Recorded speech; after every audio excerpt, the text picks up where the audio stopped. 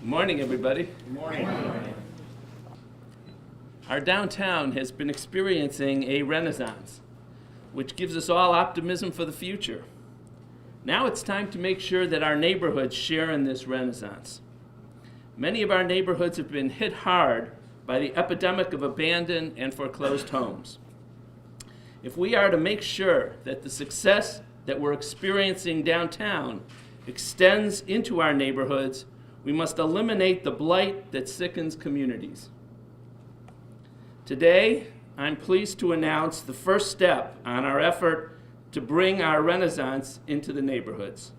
We've reviewed the applications for the first round of the county property demolition program, and the following have been approved. The total award, the total amount of the awards will be $10,045,390. That will benefit 20 communities: Bedford, Bedford Heights, Berea, Brook Park, Cleveland, Cleveland Heights, East Cleveland, Euclid, Garfield Heights, Lakewood, Maple Heights, Newburgh Heights, Oakwood, Olmsted Falls, Parma, Richmond Heights, Rocky River, Shaker Heights, South Euclid, and Warrensville Heights. And I see many of our mayors here today. Thank you all for your help in this process.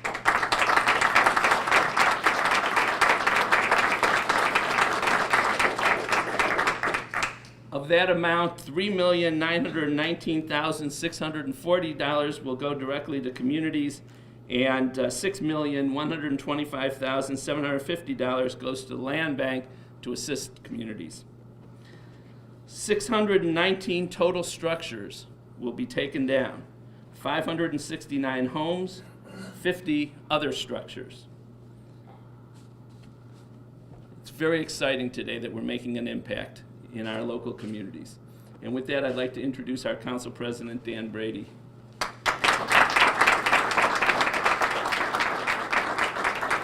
I think whoever wrote the executive speech also wrote mine, so it's not going to take very long. No, we are so really very happy to be here today. I want to particularly acknowledge Councilman Purnell Jones, who was the lead sponsor for this legislation, and Councilwoman Yvonne Conwell has been very supportive as well. I also want to remember, and Councilman David Greenspan I see back in the backside. And you got to remember, this was passed 11-0. This was a unanimous vote by the County Council late last year.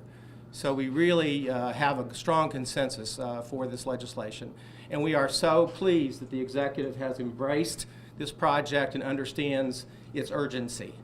It's also important to acknowledge Gus Frangos and Tony Braccatelli, the president and the chairman of the Land Bank. Some of you may know Tony as a council person, but he is known far and wide as an expert in this important issue. Also, we shouldn't forget the former treasurer, Jim Rackauckus, who along with Gus Frangos established the Land Bank, which is famous for people who know about these things throughout the country. So I'm just very pleased to be here and excited. It's like opening day or something. But also I am very pleased to be able to announce that the second round of applications will begin on May the 1st. Thank you very much.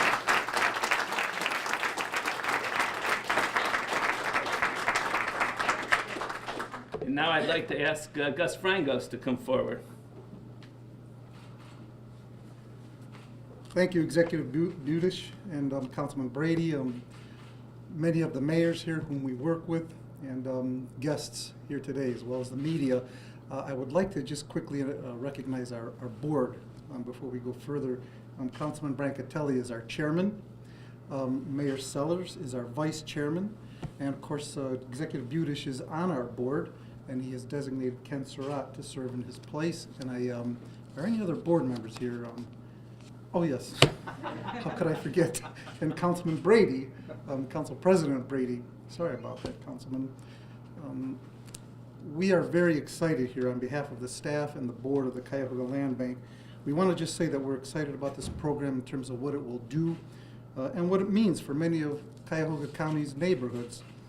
It means stabilizing neighborhoods. This is the work that the Land Bank does every single day, and restoring property values that were negatively impacted in the aftermath of the foreclosure crisis.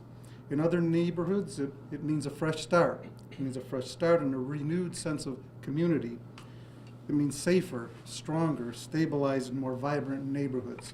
And so I just want to say, along with our board, our county council, our county administration, we are ready to work with all of our partners, our municipal partners, to roll up our sleeves along with our nonprofits and just get this job done. And we're ready to go. So thank you, all of you, for the help and support and the commitment to Cuyahoga County's neighborhoods.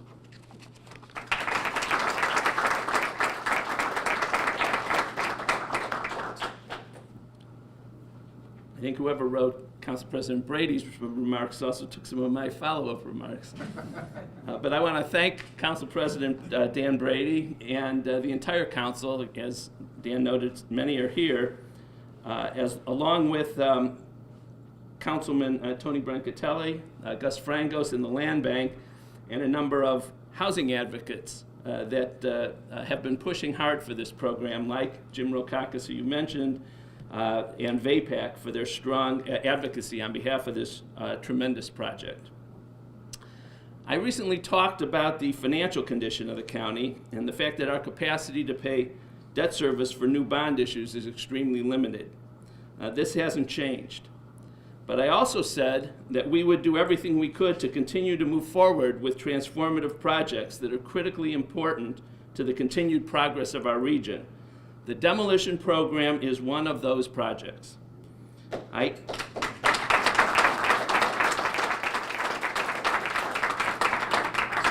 indicated that we would need to be disciplined, thoughtful, and creative in order to fund new projects. At the end of last year, we issued $18.7 million of bonds to build out a new data center at the medical examiner's office building. However, thanks to the great work of our Chief Information Officer, Jeff Mowry, who's here today, we have now determined that we can build out a new data center in Columbus at the State of Ohio Data Center for about $4 million in moving and capital costs. So we can save about $14 million in upfront costs. And over 25 years, our savings should approach about $18 million. So this is a great deal for the county, without regard to the property demolition program. But we will now be able to reposition the bulk of our $14 million savings to pay for the first round of demolition, without having to go back to the bond market for any additional bonds. And we'll continue to work to find money in the budget so that we can fulfill our commitment to the entire $50 million project.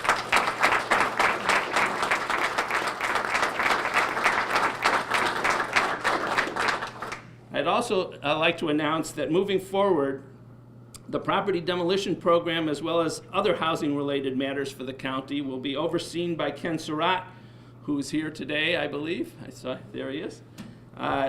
Ken will be moving to a new role within our administration. Mr. Surratt will be tasked with creating an overarching housing plan.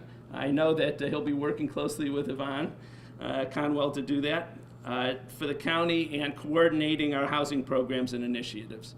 So with that, I thank you all very much, and if there's any questions, I will answer those that I can, and those that I can't, I've got a lot of helpers here to help me answer.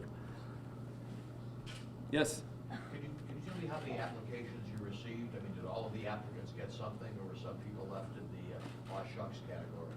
Yeah, you guys want to come up and answer the question? I don't want to say anything wrong, so I'm bringing up my experts. Sure, Ken Surratt. There were 22 applicants, 20 of which have been awarded. The two other cities that did not get funded, it's because the properties that were submitted didn't fit the criteria as defined within the legislation of vacant, blighted, and declared nuisance properties. What are we using for the current figure for guesstimate of buildings in the county that fit into this eligible category for demolition? Tony, Gus, you want to answer that? I mean, I could answer all these questions. I just don't want to be the one answering everything. So. Yeah, really, when you look at the estimate, one of the things that we're working closely with is Thriving Institute. We're actually going to do an entire survey of the city, but throughout the county, you can look at anywhere between 10 and 15,000 as a number that are the blighted conditions that we are looking at removing. And that would really make a big difference in our communities in terms of the market conditions that we're trying to change. Any other questions that somebody else can answer? Yes. Sorry, I guess I should have raised my hand. This question's for you, Armond. I know Ken from his experience working on the College Savings Account program. Can you tell me kind of why you think he's well suited to deal with housing issues?